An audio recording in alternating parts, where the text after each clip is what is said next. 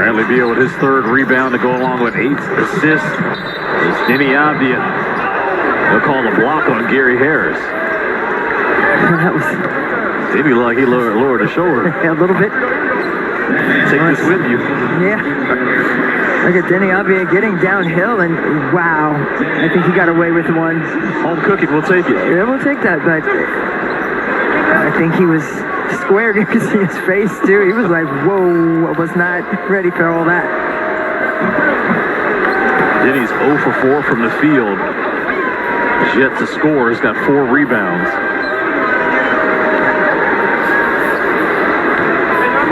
As we're under 5 minutes here in the fourth quarter. Here comes Markelle Fultz. As Beal challenges Markelle. They'll call Brad for the foul. Well, that was a good challenge by Bradley Beal right there at the rim. Nothing easy. You're coming downhill in transition. If you're Orlando, you're going to find some resistance at the rim if Bradley Beal is back there. It'll be Beal's second foul as Markelle Fultz will go to the line.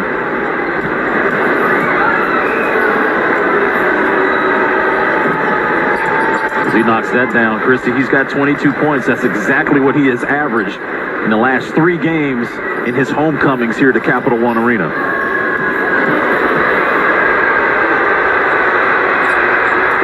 Upper Marlboro native.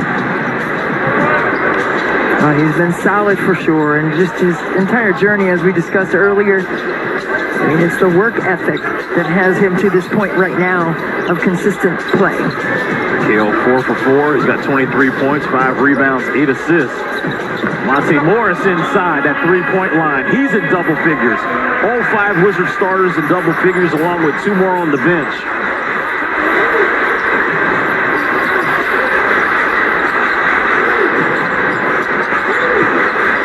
Paulo Banchero fouled by Taj Gibson as Banchero was trying to attack the basket.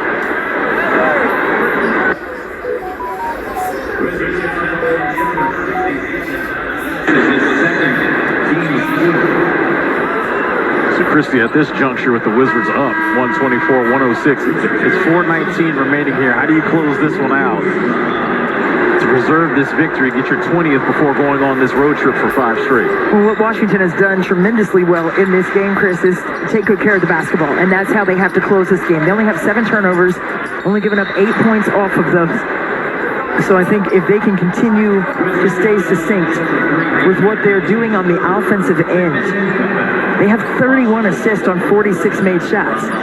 So they're finding each other. They're in a great rhythm. It's a feel on the offensive end right now for the Wizards. Unfortunately, for the final 4:14 of this game, the Orlando Magic will be at the free throw line as Franz Wagner hits that free throw. He's now at 17. So the Wizards have been too handsy here in the fourth quarter. And that's one thing you don't want to do with this Orlando team. They're 4th in the NBA in free throw rate. .29, just under 30%. And they were 30 of 34 from the line last night against New Orleans at home.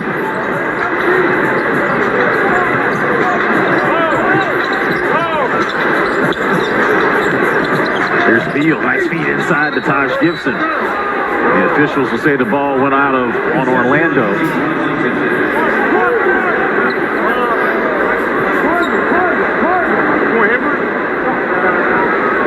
So just take a look at this. The potent point guards for the Wizards, Monte Morris and DeLon Wright. Look at their numbers just across the board. You think of DeLon Wright as a defender, you think of Monte Morris as the distributor. Well, both of them can kind of interchange in that way. Wes Unseld Jr. said that Monte Morris has been playing great defense. He knows the personnel. He knows the scout. He knows the game plan. He knows how to play the pick and roll situations. But DeLon Wright, you know what he's going to do on the defensive end, but he's also a quality offensive piece for this Wizards team. So they can kind of morph into one another in that regard. They're not one and the same. It's not one offensive player and one defensive player. They both bring two-way qualities to the court, night in and night out. And there's a coach's challenge by Jamal Mosley to see if indeed that was ball out of bounds on the Wizards or the Orlando Magic. If anything, it looked like Gary Harris foul time. That's what I thought the whistle was for. As the officials will wait As the replay center in Secaucus will look at it.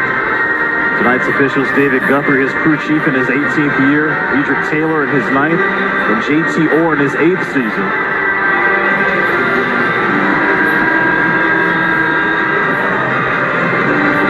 And the Washington Wizards have won 6 straight games in this series against the Orlando Magic dating back to April 7th, 2021. Play review, the challenge is successful. It will be Orlando basketball. Orlando will get their timeout back because the challenge was successful and it was not a mandatory timeout. All right, David Guthrie, thank you very much. So the challenge was successful by Jamal Mosley. The Orlando Magic will get possession of the basketball.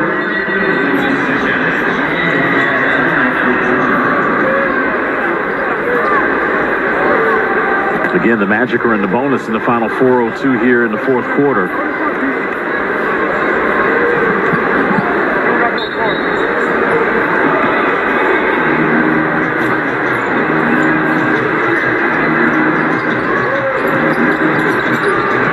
Here's Fultz being guarded by Beal.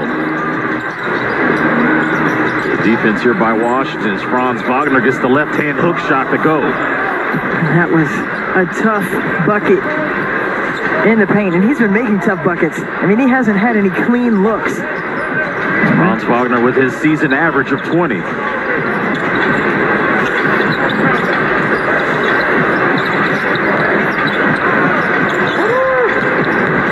Here's Beal inside, off the glass, counting. Tough shooting night for Beal, but he's got 14 points. Bencaro. Good job by Washington to fly around, and then Kyle Kuzma was able to come out and at least contest that shot on the recovery in the rotation.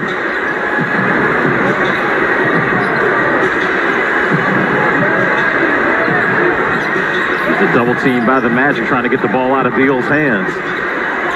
Hachimura fades, misses.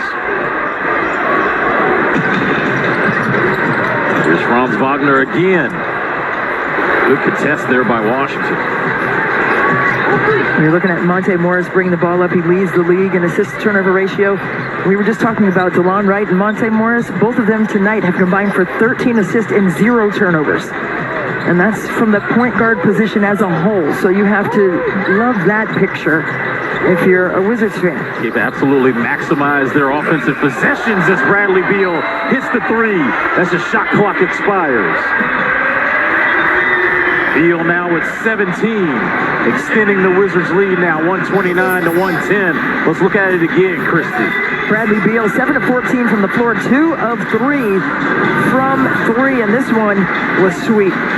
A tough one, handling, trying to get that separation. That step back is just so vicious by Bradley Beal, the 3-time All-Star. 17 points, 8 rebounds, just 1 turnover. Washington with the lead with 2:20 remaining here in the fourth.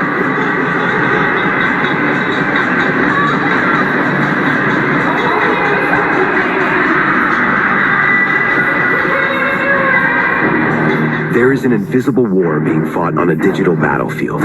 It impacts our friends, our families, and our way of life. That's why at Peraton, we do the can't be done, because the alternative is unimaginable.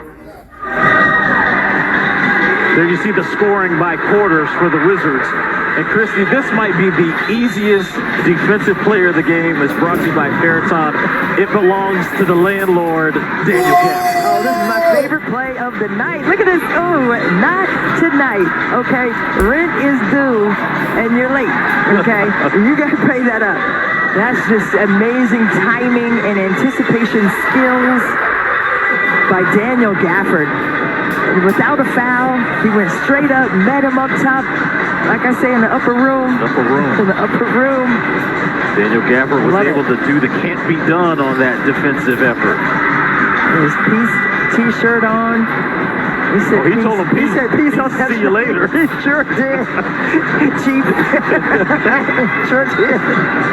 See you later, Chief. Cheap.